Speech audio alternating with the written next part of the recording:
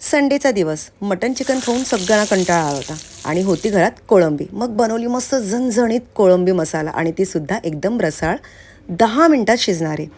10 ते 12 लसणाच्या पाकळ्या या प्रकारे ठेचून घेतल्यात. कोळंबी घ्यायची आहे. 12 ते 15 कोळंब्या होत्या माझ्याकडे.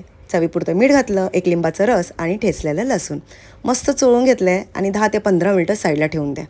मग पॅन किंवा कढईमध्ये घालायचं आहे तेल. त्याच्यामध्ये फक्त घाला सिंपली स्वादिष्ट हळद, 2 चमचे आगरी मसाला आणि या प्रकारे परतून अर्धा कप पाणी घालून मस्त मसाला तयार करायचा आहे.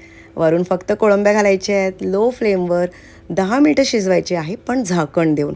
आणि मग काय, मसाला थोडासा आटून घ्यायचा आहे आणि कोळंबी मसाला म्हणजे झणझणीत मसाला तयार.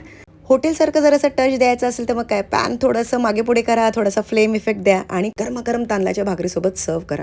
आणि आणखीन जास्त चविष्ट बनवण्यासाठी एक मिरची, थोडासा कढीपत्ता आणि लसणाची पुन्हा फोडणी द्या. आय होप तुम्हाला सुद्धा आवडली असेल. आवडल्यास नक्कीच लाईक करा आणि शेअर करा.